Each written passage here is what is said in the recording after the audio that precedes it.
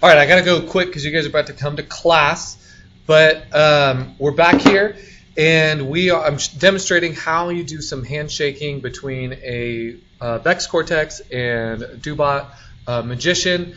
I want to make sure you guys are hooking it up correctly, so I have one laying down here in front of the one we're going to be using, just so that I can show you exactly where we're plugging it into, as well as how we're plugging it into our opto-isolator and then into our VEX Cortex. Okay, so first off, I'm just going to lift this guy up here, okay, and I just want to show you exactly where we have that guy plugged into. The black wire's on the outside of it.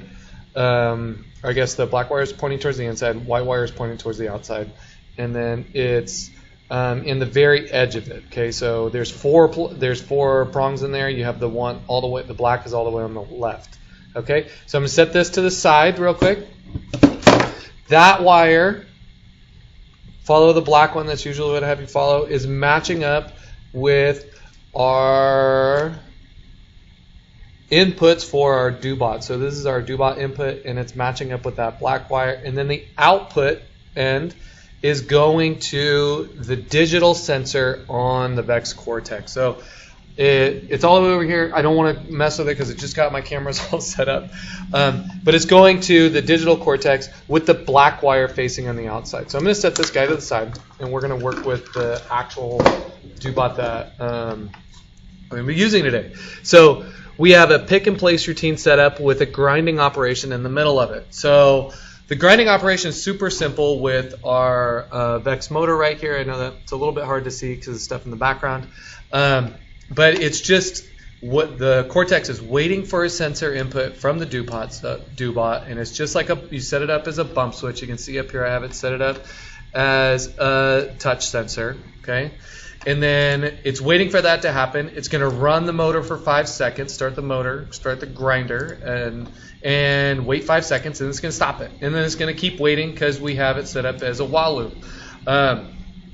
So once we have that going on this guy, we can go over to our program. And the part that was hard for me to figure out was, how do I get all my inputs to get set up over here? So you're looking at this side of the screen in DoBot Studio, so over on this side to draw your attention to it.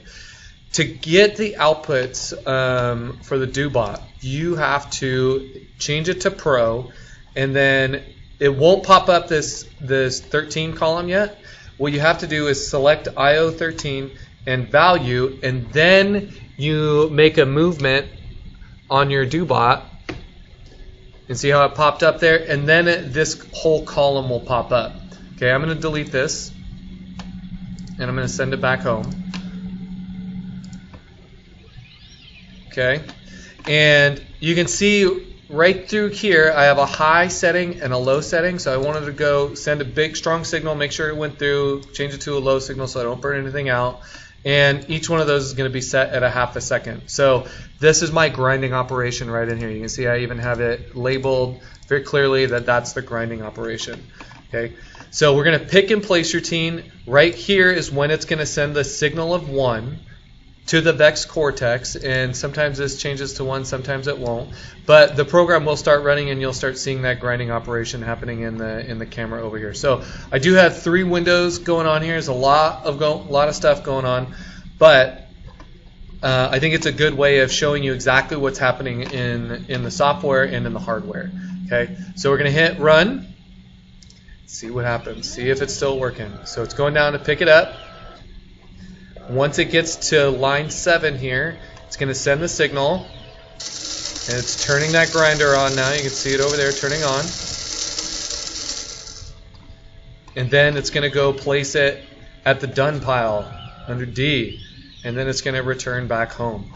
And so that program's done. So again, when you're setting up your handshaking really is just sending a signal of 1 to another machine so it knows to start its program. Oops, sorry, hit my program, or hit my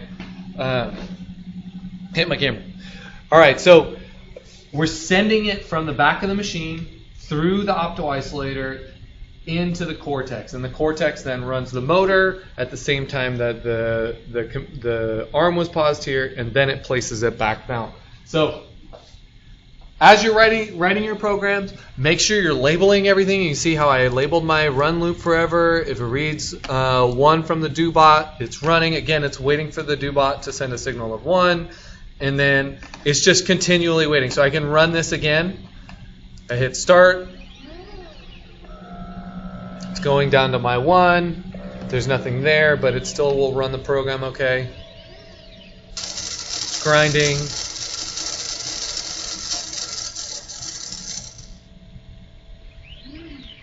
And then it's done.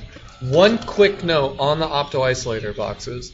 It has to be plugged into the DoBot side. It has to be plugged into the DoBot side. If it's not plugged into the DoBot side and you're trying to use the VEX side for the inputs, it won't work because the VEX uses a different wire than the DoBot. They're specific. So this is your wire through here. This is your input. This is your output for the VEX Cortex. Okay. So good luck. You guys can set them up. I believe in you. You can do this. Thanks for watching.